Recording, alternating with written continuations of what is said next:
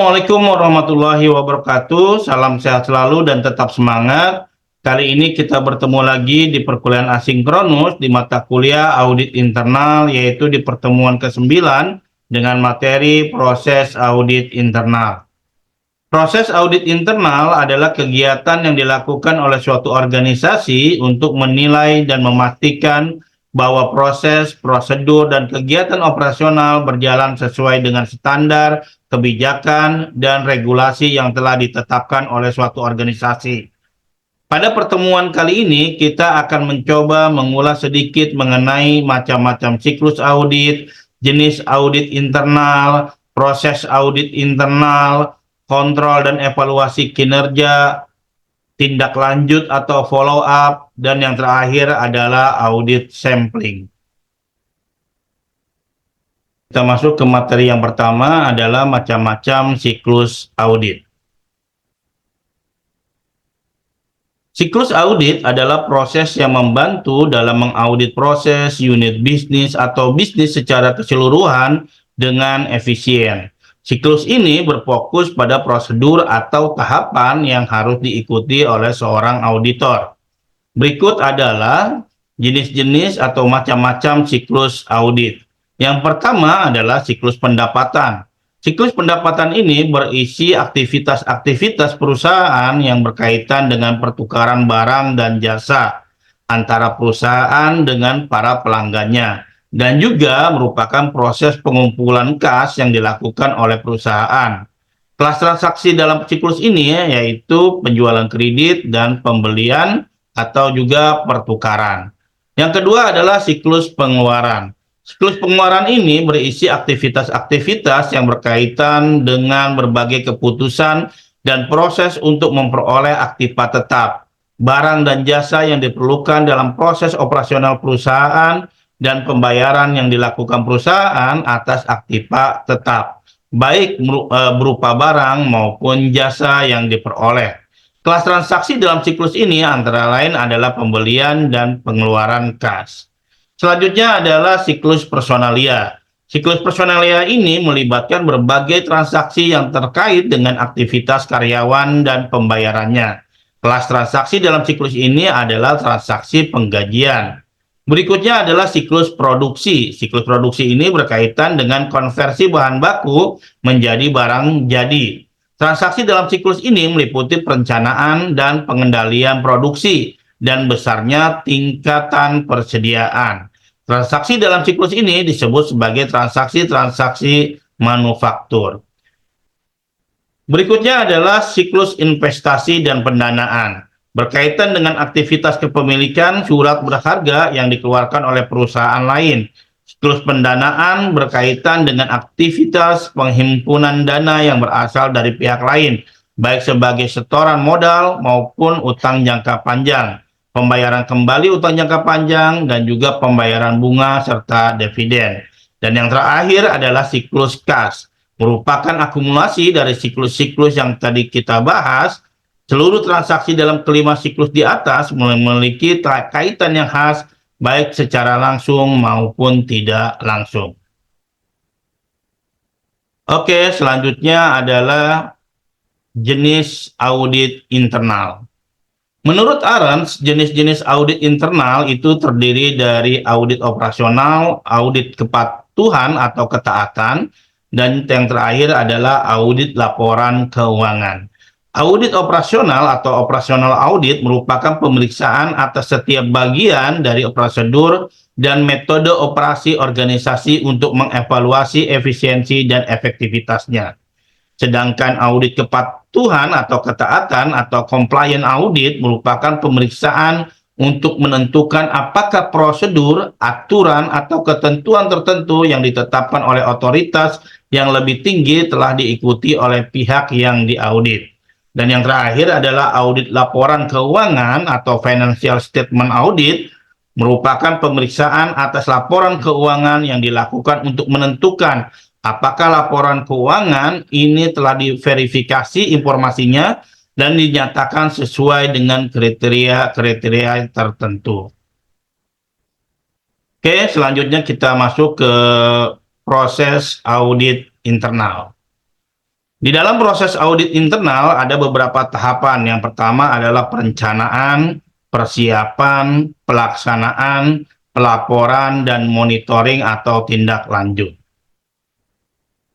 Pada tahap perencanaan, yaitu adalah menentukan tujuan dan ruang lingkup audit, menyusun jadwal audit, membentuk tim audit, dan juga mengembangkan rencana audit, termasuk menetapkan metode dan teknik audit yang akan digunakan. Pada tahap persiapan, yaitu mengumpulkan informasi-informasi dan data yang relevan, meninjau dokumentasi yang berkaitan dengan area yang akan diaudit, dan mempersiapkan daftar periksa dan instrumen audit lainnya. Pada tahap pelaksanaan audit, yaitu dengan melakukan wawancara dengan staf terkait, mengamati proses dan aktivitas yang sedang berlangsung, memeriksa dokumen dan catatan untuk mengidentifikasi kesesuaian dengan standar dan kebijakan, dan yang terakhir adalah mendokumentasikan temuan dan bukti-bukti audit. Dan pada tahap laporan audit, yaitu dengan menyusun laporan audit yang mencakup temuan, kesimpulan, dan rekomendasi, mengadakan pertemuan dengan manajemen untuk membahas hasil audit, dan yang terakhir mengidentifikasi area untuk perbaikan dan tindakan korektif yang diperlukan. Yang terakhir adalah monitoring atau tindak lanjut, yaitu dengan memantau pelaksanaan tindakan korektif yang telah disepakati, melakukan audit ulang jika diperlukan untuk memastikan masalah telah diselesaikan. Yang terakhir adalah menyusun laporan tindak lanjut untuk menilai efektivitas perbaikan yang dilakukan. Selanjutnya adalah kontrol dan evaluasi kinerja. Internal Control Evaluation atau Internal Control Assessment adalah upaya untuk meninjau sistem pengendalian internal. Tujuannya untuk mendeteksi kekurangan seperti kesalahpahaman karyawan dalam melakukan pengendalian, atau pengendalian yang tidak sejalan dengan peraturan terkini. Evaluasi pengendalian internal berfungsi untuk memvalidasi hasil dari penilaian internal control dalam mencegah penipuan dan mengurangi pelanggaran peraturan. Cara melakukan internal control evaluation yaitu dengan 6 cara. Yang pertama adalah dengan nilai budaya kepatuhan, analisis risiko paparan, tinjau kontrol yang dilakukan, evaluasi komunikasi internal, periksa sistem pemantauan, dan yang terakhir adalah laporkan hasil evaluasi. Oke, selanjutnya adalah laporan audit. Laporan audit adalah hasil dari pemeriksaan independen terhadap aspek finansial perusahaan.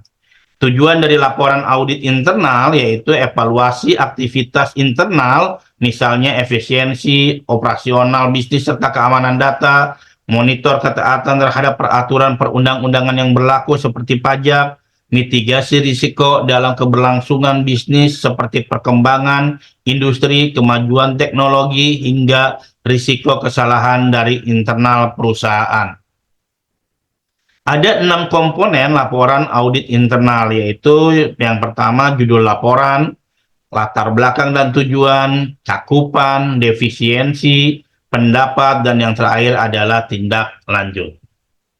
Oke, kita masuk ke follow up atau tindak lanjut. Menurut the IIA 2016 dalam International Standard for Professional Practice of Internal Auditing menyatakan bahwa pada aktivitas penjaminan, kepala bagian audit internal harus menetapkan proses tindak lanjut untuk memantau dan memastikan bahwa manajemen senior telah melaksanakan tindakan perbaikan secara efektif, atau menerima risiko untuk tidak melaksanakan tindakan perbaikan.